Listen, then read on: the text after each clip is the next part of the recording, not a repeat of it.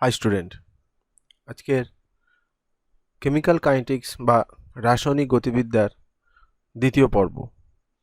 আজকের এই পর্বে আমরা বেসিক্যালি আলোচনা করব বিক্রিয়ার ক্রম, বিক্রিয়ার আণবিকতা, মৌলিক ধাপ বিক্রিয়া কী এবং বিক্রিয়ার যে রেট কনস্ট্যান্ট বা হার ধ্রুবক তার একক, সেই একক থেকে কিভাবে বিক্রিয়ার অর্ডার ক্যালকুলেশন করা যায় এবং বেশ কিছু নিউমেরিক্যালস প্রবলেম তাদের সলিউশনও আমরা এই পর্বে আলোচনা করব।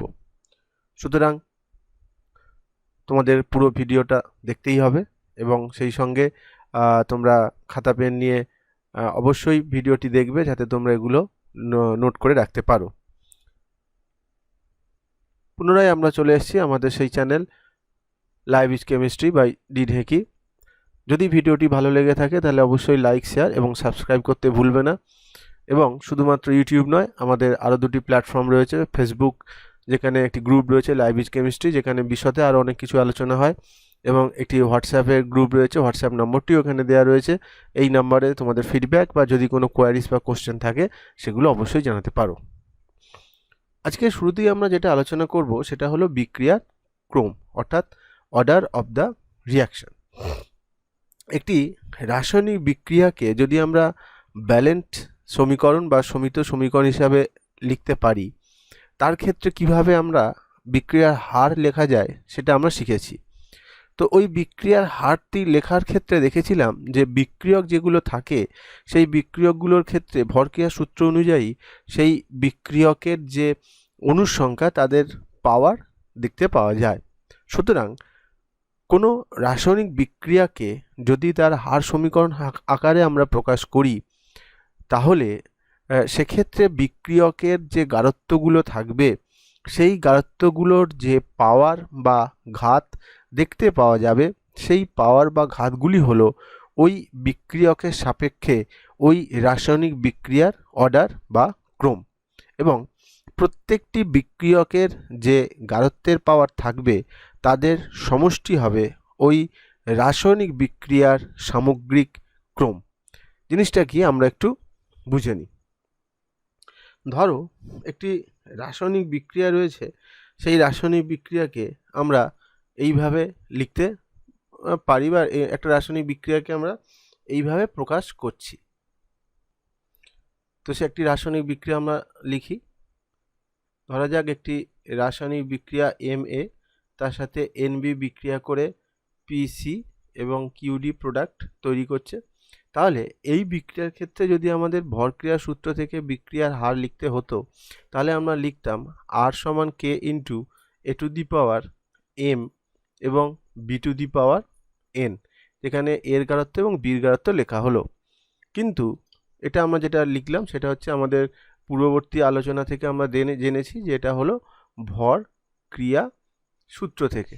কিন্তু যদি আমরা এক্সপেরিমেন্টালি বা পরীক্ষালব্ধভাবে দেখতাম, তাহলে হয়তো দেখা যেত যে এই বিক্রিয়ার হার সেটা K into A two the power X এবং B two the power Y আকারে লেখা যেত। এটা যেটা আমরা লিখলাম সেটা হচ্ছে এক্সপেরিমেন্টালি বা পরীক্ষালব্ধভাবে যেটা আমরা পেয়েছি সেটাকে আমরা এখানে লিখলাম। তাহলে এক্সপেরিমেন্টাল যে আমাদের বিক্রিয়ার হার, এবং সেক্ষেত্রে দেখা যাচ্ছে যে তাদের যে গারত্বের যে পাওয়ার বা ঘাতগুলো রয়েছে এবং ভরক্রিয়া সূত্রের যে পাওয়ার বা ঘাতগুলো রয়েছে সেগুলো কিন্তু একই নয়। এই যে এক্সপেরিমেন্টালি আমরা বিক্রিয়ার হার যে সমীকরণটা লিখতে পারলাম, সেই বিক্রিয়ার হার সমীকরণের যে গারত্বের পাওয়ারগুলো রয়েছে, অর্থাৎ এর গারত্বের পাওয়ার হলো X, বি এর গারত্বের পাওয়ার হলো Y। সুতরাং এই বিক্রিয়ার ক্ষেত্রে আমরা বলতে পারি যে বিক্রিয়ক এর সাপেক্ষে বিক্রিয়ার যে ক্রম, সেই ক্রমটা হলো X, এবং বি এর সাপেক্ষে বিক্রিয়ার যে ক্রম সেটা হবে Y। এবং যদি আমাদের সামগ্রিক ক্রম লিখতে হতো, সামগ্রিক ক্রম হতো X প্লাস Y। এক্ষেত্রে বলে দিই যে কোনো কোনো ক্ষেত্রে X সমান M হতে পারে, আবার নাও হতে পারে, বা Y সমান N হতে পারে, আবার নাও হতে পারে। সুতরাং কোনো একটি রাসায়নিক বিক্রিয়াকে সমিত সমীকরণ দেখে তার অর্ডার বা ক্রম আমরা ক্যালকুলেশন করতে পারবো না। অর্ডার বা ক্রম ক্যালকুলেশন করতে গেলে তাকে এক্সপেরিমেন্টালি আমাদের করতে হবে। এক্ষেত্রে যে গাঢ়ত্বগুলো থাকবে সেই গাঢ়ত্বের যে পাওয়ার থাকবে সেটাই হবে তার ক্রম। কিন্তু আমাদের হিসাবের সুবিধার্থে আমরা রাসায়নিক বিক্রিয়াগুলোর যে সমীকরণটা ব্যালেন্স আকারে লেখার পর তার যে অনুসংখ্যা বা সহগগুলো থাকবে সেগুলোকেই পাওয়ার দিয়ে আমরা আমাদের গাণিতিক সমস্যাগুলোকে সমাধান করব। এটা আমরা একটুখানি সহজ বা সিম্পলিফিকেশন করে নেব। এবার রাসায়নিক বিক্রিয়ার ক্ষেত্রে যে অর্ডার বা ক্রমটি হলো, সেই অর্ডার বা ক্রমের বিভিন্ন রকম অর্ডার বা ক্রম হয়। যেমন এখানে কিছু উদাহরণ দেওয়া রয়েছে। জিরো অর্ডার রাসায়নিক বিক্রিয়া বা শূন্য ক্রমের বিক্রিয়া, অতি উচ্চ চাপে গোল্ড ধাতুর পৃষ্ঠতলে HI গ্যাসের বিয়োজন। আবার প্রথম ক্রমের বিক্রিয়া N2O5 গ্যাসের তাপীয় বিয়োজন। দ্বিতীয় ক্রম বা সেকেন্ড অর্ডার রিয়াকশান NOCl গ্যাসের বিয়োজন। থার্ড অর্ডার রিয়াকশান NO এবং O2 গ্যাসের বিক্রিয়া NO2 গ্যাসের উৎপাদন। এরকম বেশ কিছু বিভিন্ন অর্ডারের যে রিয়াকশানগুলো হয় সেগুলোর কিছু উদাহরণ আমাদের দেখানো হয়েছে। এছাড়াও অনেক আলাদা আলাদা উদাহরণ রয়েছে যেগুলো তোমরা বইতেই পেয়ে যাবে। আমাদের এই উদাহরণ দু একটা মনে রাখতে হবে, যেটা পরীক্ষাতে মাঝে মাঝে এই উদাহরণগুলো চেয়ে থাকে পরীক্ষায় কোশ্চেনে, তার জন্য আমাদের এটা জানতে হবে। এবার এই যে ক্রম আমরা দেখলাম যে বিক্রিয়ার ক্রম হলো একটি পরীক্ষালব্ধ ফল। তাকে আমরা চাক্ষুষ দৃষ্টিতে বা স্বাভাবিকভাবে দেখে কিন্তু নির্ণয় করতে পারি না।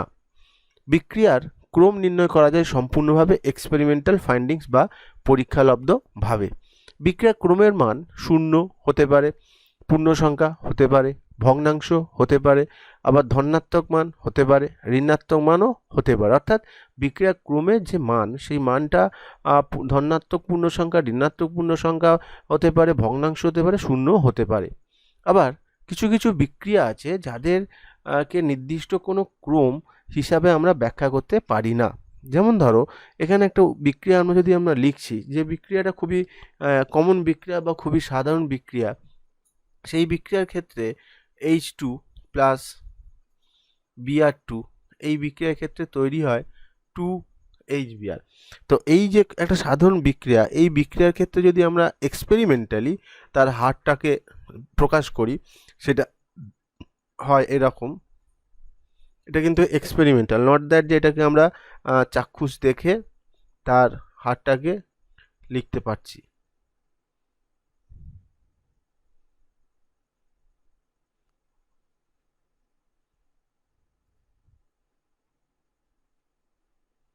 এই হার যে এক্সপ্রেশন, সেই এক্সপ্রেশন থেকে দেখা যাচ্ছে যে H2-র সাপেক্ষে বিক্রিয়ার অর্ডার হবে 1।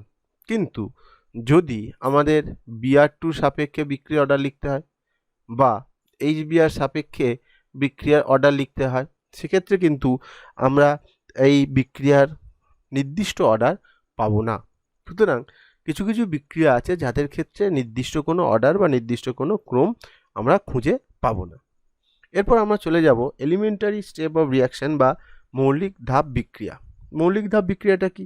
মৌলিক ধাপ বিক্রিয়া হচ্ছে যে সমস্ত বিক্রিয়া কেবলমাত্র একটিমাত্র ধাপেই সংগঠিত হয় এবং তার মাঝখানে অন্য কোনো প্রোডাক্ট বা অন্তর্বর্তী যৌগ তৈরি হয় না, তাকেই বলা হয় মৌলিক ধাপ সম্পন্ন বিক্রিয়া। এই মৌলিক ধাপ সম্পন্ন বিক্রিয়ার ক্ষেত্রেই একটি ইম্পর্টেন্ট ব্যাপার আমাদের জানতে হয়, সেটা হলো আণবিকতা বা মলিকুলারিটি। আণবিকতা বা মলিকুলারিটি মানে হচ্ছে কোনো মৌলিক ধাপ বিক্রিয়া সংগঠিত হতে গেলে যতগুলো অণু, পরমাণু, মুক্তমূলক বা আয়ন দরকার হয় সেই সংখ্যাটাকেই বলা হয় এই বিক্রিয়াটির আণবিকতা। কীরকম ব্যাপারটা আমরা যদি একটা উদাহরণ দিয়ে বোঝার চেষ্টা করি।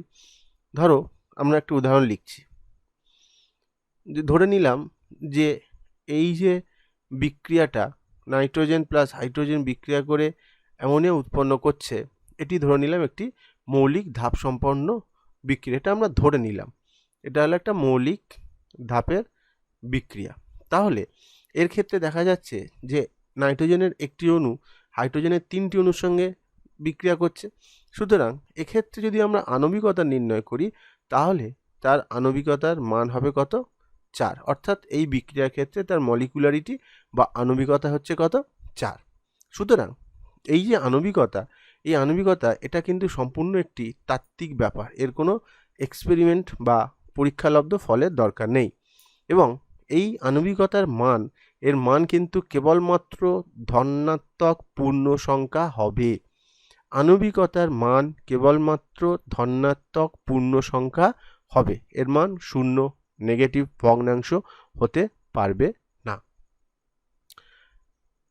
এবার আমরা ক্রোম এবং আণবিকতা সম্পর্কে ডিটেলসে জানলাম। এরপর যেটা জানতে হবে সেটা হলো জটিল বিক্রিয়া। জটিল বিক্রিয়া মানে হলো যে সমস্ত বিক্রিয়া একাধিক ধাপে সম্পন্ন হবে এবং সেই একাধিক ধাপে সম্পন্ন হওয়ার ফলে সেখানে বেশ কিছু অন্তর্বর্তী পদার্থ বা অন্তর্বর্তী যৌগ উৎপন্ন হবে, তাদেরকে আমরা বলবো জটিল বিক্রিয়া। যেমন ধরো একটি বিক্রিয়া আমরা যদি এইভাবে হয় এ থেকে বি, বি থেকে সি, অর্থাৎ আলটিমেটলি বিক্রিয়াটা হচ্ছে এ থেকে সি, কিন্তু মাঝখানে অন্তর্বর্তী পদার্থ হিসাবে বি উৎপন্ন হচ্ছে। সুতরাং এটি হলো একটি জটিল বিক্রিয়া। আমাদের এতক্ষণের যে আলোচনা, সেই আলোচনা থেকে যদি আমরা একটা প্রশ্নের উত্তর করতে চাই, সেই প্রশ্নটা হলো শূন্যক্রমের বিক্রিয়া সবসময় জটিল বিক্রিয়া হবে। সেটা কিভাবে হবে সেটা আমাদের ব্যাখ্যা করতে হবে। যদি বিক্রিয়া জটিল না হয় তাহলে সেটা কি হওয়া উচিত ছিল?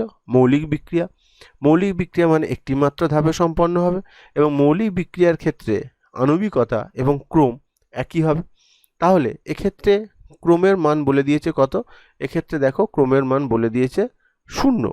সুতরাং যদি বিক্রিয়াটি জটিল না হয়ে একটি মৌলিক ধাপ সম্পন্ন বিক্রিয়া হতো তাহলে সেক্ষেত্রে তার আণবিকতা এবং ক্রম একই হতো, অর্থাৎ এর ক্ষেত্রে আণবিকতা হতো 0।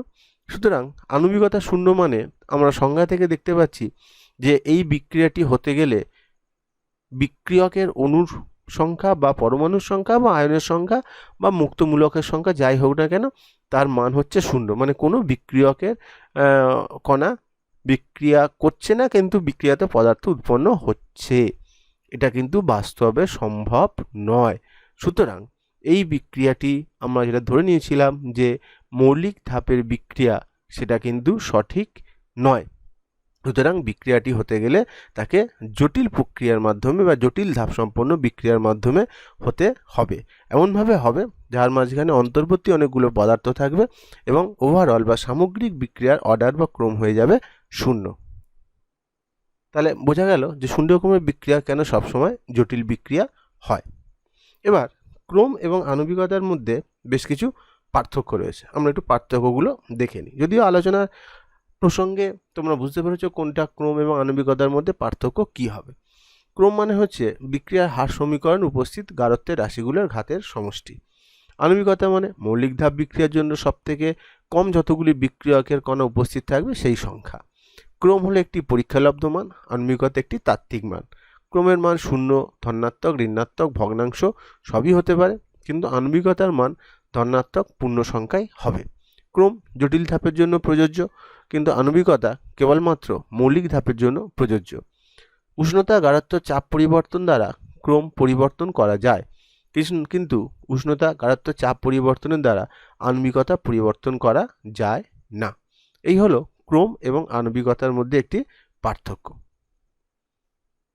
এবার আমরা যে হার ধ্রুবক বা রেট কনস্ট্যান্টের কথা এর আগের আলোচনায় জেনেছিলাম ভরক্রিয়া সূত্র থেকে, এবং বলেছিলাম যে আমরা ক্রম এবং আণবিকতা শেখার পর এর একক কী করে নির্ণয় করতে হয় সেটা আমরা করে দেখব। আজকে আমরা সেই রেট কনস্ট্যান্ট বা হার ধ্রুবক যেটা রয়েছে সেই রেট কনস্ট্যান্ট বা হার ধ্রুবকের একক আমরা নির্ণয় করব। কিভাবে সেই এককটা নির্ণীত করা যায় সেটা আমরা আলোচনা করব। আমরা বিক্রিয়ার হার ধ্রুবককে ধরেছিলাম কি কে। ধরা যাক একটি বিক্রিয়া আমরা লিখি, এখানে একটি বিক্রিয়া হলো, ধরে নিলাম একটি বিক্রিয়া, এটা থেকে প্রোডাক্ট তৈরি হচ্ছে এবং এই বিক্রিয়ার ধরে নিলাম অর্ডার হলো n। বিক্রিয়ার হার যদি r হয়, বিক্রিয়ার হার ধ্রুবক যদি k হয় এবং অর্ডার যদি n হয়, তাহলে এটা আমরা লিখতে পারবো। ঠিক আছে, এবার বিক্রিয়ার যে হার, সেই বিক্রিয়ার হার ছিল কি? বিক্রিয়ার হার হলো 1/a, এর গাঢ়ত্বের পরিবর্তন সমান কে A to the power N, যেখানে এ হলো একটি মানে এটা সংখ্যা, এর কোনো একক নেই। তাহলে এখান থেকে লেখা যায় যে কে সমান কি লেখা যায়, কে সমান লেখা যায় -1/a dA dt into 1/a to the power n। তাহলে যদি আমরা কে এর একক নির্ণয় করতে চাই বা একক লিখতে চাই, কে এর একক কী হবে, 1/a একটি সংখ্যা, সেই সংখ্যা থাকার জন্য তার কোনো একক নেই। তাহলে উপরে কি রয়েছে, উপরে থাকবে আমাদের গাঢ়ত্বের পরিবর্তন হচ্ছে মানে গাঢ়ত্বের একক, নিচে কি থাকবে ডিটি মানে সময়ের পরিবর্তন, তার মানে হচ্ছে এখানে সময়ের একক into 1/a to the power n, মানে এটা হচ্ছে এর গাঢ়ত্ব। তাহলে গাঢ়ত্বের একক whole to the power n। তাহলে এই করে আমরা কি লিখতে পারি, এটা সমান লিখতে পারি গাঢ়ত্বের একক whole to the power 1 - n এবং সময়ের একক টু দি পাওয়ার -1। এইবার আমরা গাঢ়ত্বকে যেমন যেমনভাবে প্রকাশ করব ঠিক তেমনভাবে কে এর একক বেরোবে। যদি আমরা গাঢ়ত্বকে মোল পার লিটার হিসাবে প্রকাশ করি তাহলে এক্ষেত্রে কে এর একক বেরোবে, সেটা হবে mole per litre to the power 1 - n second inverse. যদি আমরা গাঢ়ত্বকে লিটারের পরিবর্তে ডেসিমিটার কিউব এই আকারে যদি আমরা প্রকাশ করি তাহলে কে এর একক কী দাঁড়াবে, কে এর একক দাঁড়াবে মোল ডেসিমিটার কিউব -টু দি পাওয়ার -3 যেহেতু বাই ছিল two the power 1 - n second inverse. যদি আমরা গাঢ়ত্বকে প্রকাশ করি এটিএম মানে অ্যাটমসফেরিক প্রেশার এই এককে, গ্যাসের ক্ষেত্রে অনেক সময় আংশিক চাপকে তার গাঢ়ত্ব হিসাবে প্রকাশ করা হয়, সেটা ভরক্রিয়া সূত্র আলোচনার ক্ষেত্রেই আমরা বলেছিলাম। তো সেক্ষেত্রে হবে কি atmospheric pressure whole to the power 1 - n second inverse. সুতরাং বিভিন্ন এককে যে এককে আমরা প্রকাশ করব গাঢ়ত্বকে সেই একক অনুযায়ী কে এর কিন্তু একক হবে। এবং সবথেকে আশ্চর্যের ব্যাপার হলো যে এক্ষেত্রে আমরা কে এর একক কী হবে তার উপর ভিত্তি করে আমরা কিন্তু কোনো একটি রাসায়নিক বিক্রিয়ার অর্ডার বা ক্রম সহজেই নির্ণয় করতে পারবো। আমরা এবার কিছু সেই রকম গাণিতিক সমীকরণ করে দেখি। দেখো এখানে তিনটি উদাহরণ আমি দেখিয়েছি যেখানে প্রতি ক্ষেত্রে কে এর মান একটি দেওয়া রয়েছে, সঙ্গে একক দেওয়া রয়েছে। সেই কে এর মান এবং একক থেকে আমরা দেখব কিভাবে তার ক্রম নির্ণয় করা যায়। প্রথম যে উদাহরণটা দেওয়া রয়েছে বা কোশ্চেনটা দেওয়া রয়েছে সেই কোশ্চেনে দেখা যাচ্ছে যে কে এর একক যেটা হচ্ছে সেই কে এর একক হচ্ছে মোল, এটা 1 নম্বরের কোশ্চেনের জন্য, mole inverse litre second inverse. তাহলে এটাকে আমরা লিখতে পারি mole per litre to the power -1 second inverse. এবার যদি অর্ডার n হয় সেক্ষেত্রে কে এর একক কী হওয়া উচিত ছিল, কে এর একক হওয়া উচিত ছিল mole per litre to the power 1 - n second inverse. তাহলে আমাদের যে কে এর এককটা রয়েছে সেটা হলো এটা, আর n অর্ডারের যদি হয় তার ক্ষেত্রে একক হবে এটা। তাহলে এই দুটো ইকুয়েশনকে যদি আমরা তুলনা করি তাহলে এখান থেকে কি পাওয়া যাবে, এখান থেকে পাওয়া যাবে 1 - n ইকুয়ালস টু হচ্ছে -1, সুতরাং n সমান 2। তাহলে প্রথম যে বিক্রিয়াটা ছিল সেই বিক্রিয়ার থেকে কে এর হার ধ্রুবক কে তার যে একক সেই একক থেকে আমরা বুঝলাম যে এর এর যে অর্ডার বা ক্রম সেটা হবে 2। 2 নম্বর ক্ষেত্রে কে এর একক আছে কত, 2 নম্বর ক্ষেত্রে কে এর একক আছে সেকেন্ড ইনভার্স, আর n তম ক্রমের ক্ষেত্রে কে এর একক মোল পার লিটারে যদি আমরা হিসাব করি, একক হবে mole per litre to the power 1 - n second inverse. এই ক্ষেত্রেও এই দুটো এককের রাশিমালাকে যদি আমরা তুলনা করি তাহলে পাওয়া যাবে 1 - n ইকুয়ালস টু হচ্ছে 0। এখন প্রশ্ন হবে কি করে 0 হলো? দেখো এখন শুধু ছিল কি সেকেন্ড ইনভার্স, তাহলে এটাকে আমরা তো এইভাবে লিখতেই পারি, mole per litre to the power 0 into second inverse.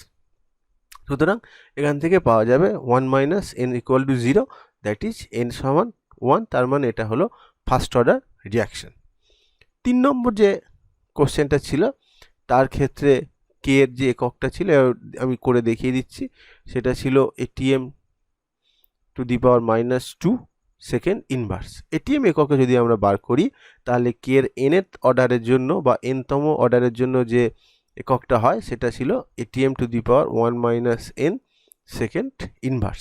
তাহলে এই দুটো সমীকরণকে যদি আমরা ফের তুলনা করি তাহলে এখান থেকে পাওয়া যাবে 1 - n equals to -2, that is n সমান হবে 3। তার মানে এটা হলো থার্ড অর্ডার বা তৃতীয় ক্রমের বিক্রিয়া। এইভাবে যে কোনো রাসায়নিক বিক্রিয়ার কে এর মান থেকে বড় কথা কে এর একক, তার এককের উপর ভিত্তি করে আমরা যে কোনো রাসায়নিক বিক্রিয়ার অর্ডার বা ক্রম নির্ণয় করতে পারবো। এবার আমরা আরও কিছু গাণিতিক যে সমস্যা রয়েছে সেই সমস্যাগুলো একটু দেখে নিই সমাধান করে। আমাদের যা এতক্ষণ পর্যন্ত যে অর্ডার এবং মলিকুলারিটি পড়লাম সেটা থেকে আমরা ঠিকঠাক বুঝলাম কি না সেটা বুঝতে গেলে আমাদের কিছু গাণিতিক সমস্যা সমাধান করতেই হবে। এখানে NaCl তৈরি হওয়ার জন্য একটি রাসায়নিক বিক্রিয়া এবং সেই বিক্রিয়ার ক্ষেত্রে প্রারম্ভিক হার, NaCl2 গাঢ়ত্ব এগুলো দেওয়া রয়েছে, ফলাফলটাও দেওয়া রয়েছে। তাহলে জিজ্ঞেস করেছে যে NO এবং Cl2 সাপেক্ষে বিক্রিয়ার ক্রম কী হবে, বিক্রিয়ার গতিসূত্র কী হবে এবং হার ধ্রুবকের মান কি হবে। তো দেখা যাক কি হয়।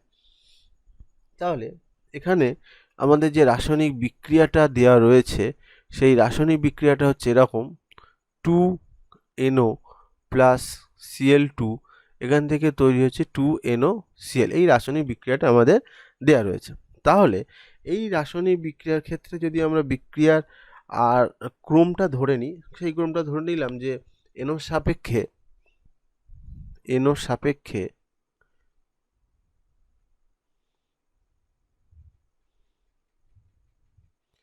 বিক্রিয়ার ক্রম আলফা এবং Cl2 এর সাপেক্ষে বিক্রিয়ার ক্রম হলো বিটা। তাহলে সেক্ষেত্রে আমরা লিখতে পারবো R সমান K into A to the power, এখানে এ টু দি পাওয়ার হবে না যেহেতু এখানে NO আছে, তাহলে NO to the power alpha এবং Cl2 to the power beta, এটা হবে, যেখানে K হলো তার হার ধ্রুবক। এইবার যদি আমরা প্রত্যেকটা ক্ষেত্রে অর্থাৎ এই যে তিনটি ক্ষেত্র রয়েছে সেই তিনটি ক্ষেত্রের গাঢ়ত্বগুলোকে আমরা বসিয়ে দিই, সেই সঙ্গে রেটগুলোকে যদি বসিয়ে দিই তাহলে তিনটি ইকুয়েশন পাওয়া যাবে কীরকম, 2.4 into 10 to the power -4 equals to K into 0.01 to the power alpha into 0.02 to the power beta. এটা একটা সমীকরণ, 1 নম্বর নাম দিলাম। এরকমভাবে সবগুলো বসালে আমরা তিনটে সমীকরণ পাবো, সেগুলো আমি দেখাচ্ছি। এই তিনটে সমীকরণ আমরা পেলাম। এবারে এই তিনটে সমীকরণের ক্ষেত্রে কিন্তু দেখো যে Cl2 গাঢ়ত্ব 1 নম্বর 2 নম্বর কেসে একই আছে, আবার NOর গাঢ়ত্ব 2 নম্বর 3 নম্বর ক্ষেত্রে একই আছে। তাহলে যদি আমরা 1/2 করি, অর্থাৎ 1 নম্বর ইকুয়েশনকে বা 2 নম্বর ইকুয়েশনকে 1 নম্বর দিয়ে আমরা ভাগ করে দেবো, ঠিক আছে। তাহলে আমরা এখানে কি করছি, আমরা যেটা করছি সেটা হলো 2 নম্বর ইকুয়েশন ভাগ 1 নম্বর ইকুয়েশন। তাহলে এটা করলে আমরা কি পাবো, 2 নম্বর ইকুয়েশনকে যদি আমরা 1 নম্বর ইকুয়েশন দিয়ে ভাগ করি তাহলে 0.03 divided by 0.01 to the power alpha সমান 2.16 to 10 to the power minus 3 divided by 2.4 into 10 to the power minus 4। তো এটাকে করলে আমরা যেটা পাবো সেটার মান হচ্ছে দাঁড়াবে 9। তার মানে 3 আলফা সমান আমরা পেলাম 9। তার মানে এখান থেকে সূচকের নিয়ম অনুযায়ী আলফা সমান হয়ে গেলে কত? 2। এইবার আমরা কি করব? আলফার মান বেরিয়ে গেছে, তাহলে এবার আমরা কার মান বার করতে চাইছি?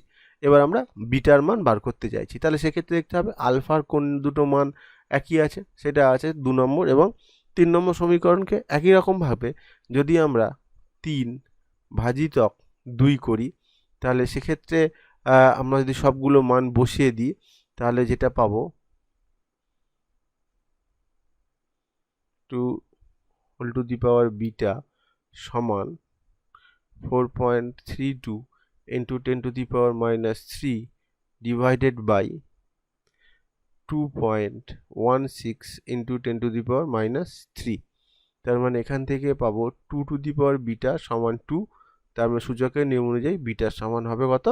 1।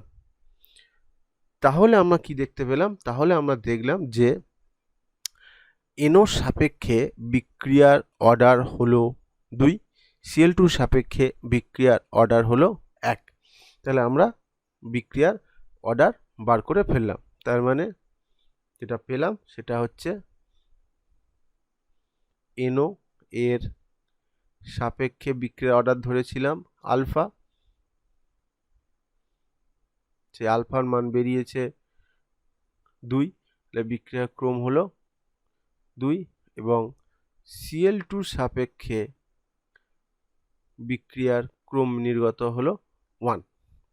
এরপর যেটা বার করতে বলেছে বিক্রিয়ার গতিসূত্রটা লিখতে বলেছে।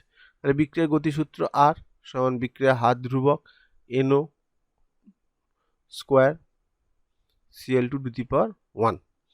আর কি বার করতে বলেছে? আমাদের এখান থেকে বিক্রিয়া হার ধ্রুবকের মান বার করতে বলেছে। আমরা তিনটে যে সমীকরণ পেয়েছিলাম যে কোনো একটাতে মানগুলো বসিয়ে দেব।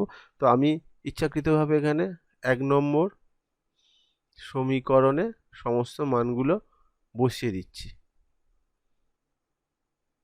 দিলে পাওয়া যাচ্ছে 2.4 into 10 to the power minus 4 সমান k into 0.01 into 0.02।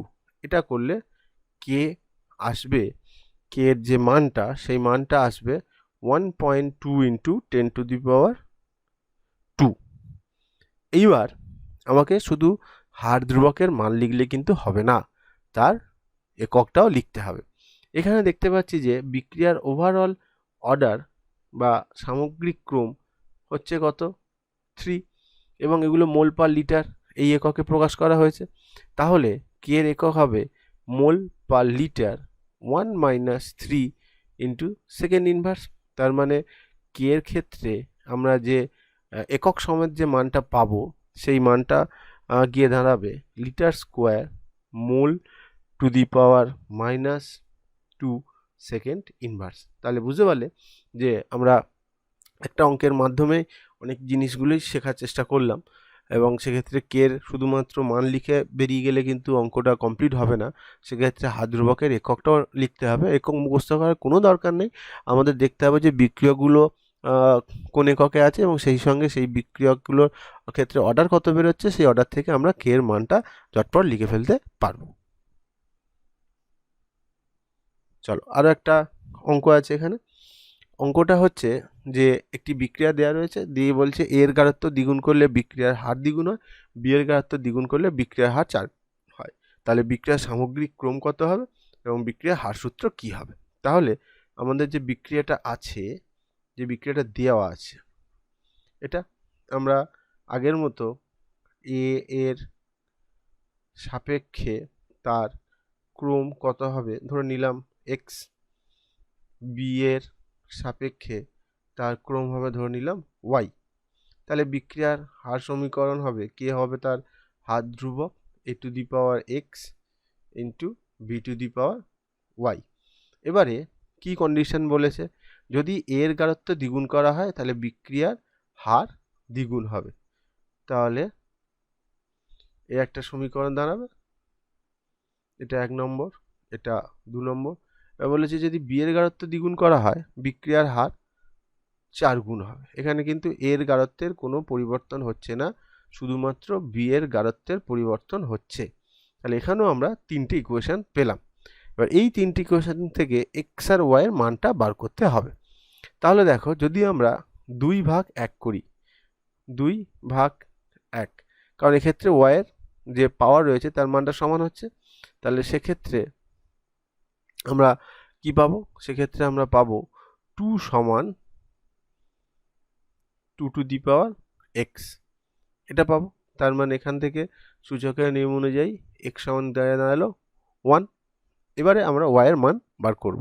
তাহলে আমরা এখানে কি করব? 3/1, 3/1 করলে 4 আর হবে 2 টু দি পাওয়ার ওয়াই।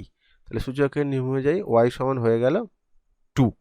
তাহলে এর সাপেক্ষে বিক্রিয়ার ক্রম, সেটা এক্স এর মান বেরোলো 1, ওয়াই এর মান বেরোলো 2, ঠিক আছে। এবং এক্ষেত্রে তার মানে সামগ্রিক ক্রম জানতে চেয়েছে, তাহলে সামগ্রিক ক্রম সমান হবে 2 + 1 = 3। এবং এর ক্ষেত্রে আমরা হার সূত্র আর সমান হার ধ্রুবক K, A to the power 1 আর বি টু দি পাওয়ার 2, এই হলো তার হার সূত্র। আর একটা বলছে যে একটি বিক্রিয়া দেওয়া রয়েছে, বিক্রিয়াদের দিয়ে এ বি সি এর সাপেক্ষে বিক্রিয়ার ক্রম দেওয়া রয়েছে, বিক্রিয়ার অন্তর্কলিত হার সমীকরণটি লিখতে বলেছে, এবং বিক্রিয়াগুলির যদি গাঢ়ত্ব আমরা প্রত্যেকের গাঢ়ত্ব দ্বিগুণ করি তাহলে বিক্রিয়ার হারের কি পরিবর্তন হবে। তাহলে বিক্রিয়াটা হচ্ছে 3A 2B C থেকে E এবং D তৈরি হচ্ছে। তাহলে এর অন্তর্কলিত মানে ডেরিভেটিভ দিয়ে যেটা লিখতে হবে সেটা লিখতে হবে। তাহলে 1/3 dA dt সমান -12 dB বাই dt সমান -dC বাই dt, ঠিক আছে, সমান প্রোডাক্ট যেহেতু আছে ই এবং ডি তাদের ক্ষেত্রে পজিটিভ ডি বাই ডিটি সমান হার ধ্রুবক কে। এইবার এর সাপেক্ষে বিক্রিয়ার অর্ডার 2, বি এর সাপেক্ষে বিক্রিয়ার অর্ডার 1 আর সি এর সাপেক্ষে বিক্রিয়ার অর্ডার হচ্ছে 0। এই হলো তাদের বিক্রিয়ার অন্তর্কলিত হার সমীকরণ। সুতরাং এটাকে সংক্ষেপে আমরা যদি লিখি, বিক্রিয়ার হার আর সমান কে ইন্টু এ স্কোয়ার এবং বি টু দি পাওয়ার 1 আর সি টু দি পাওয়ার 0, ওটা কোনো করলে 1ই আসে, এইটা দাঁড়াচ্ছে। এবার যদি প্রত্যেকের গাঢ়ত্ব দ্বিগুণ করি, অর্থাৎ কি না আমরা এর গাঢ়ত্ব দ্বিগুণ করব, এর গাঢ়ত্ব দ্বিগুণ করলে কি হবে, আর বি এর গাঢ়ত্ব দ্বিগুণ করলে কি হবে, এটা টু দি পাওয়ার 1। তাহলে এটা করলে আমরা আসবে 4 × 2 × কে, এটা আমরা R1 ধরে নিলাম, ইন্টু এটা, এর জায়গায় লেখা যায় কি আর। তাহলে নতুন যে বিক্রিয়ার হার হবে সেটা হবে পুরনো বিক্রিয়ার হারের 8 গুণ। বোঝা গেল? তাহলে এইভাবে আমরা বিভিন্ন গাণিতিক সমীকরণ বা গাণিতিক সমস্যা সমাধানের ক্ষেত্রে অর্ডার, ক্রম এগুলোকে আমরা কাজে লাগাতে পারবো। তাহলে আশা করি তোমরা বুঝতে পারলে যে বিক্রিয়ার অর্ডার কি, আণবিকতা কি, এবং সেগুলোকে কাজে লাগিয়ে কীভাবে বিভিন্ন গাণিতিক সমস্যা সমাধান করা যায়।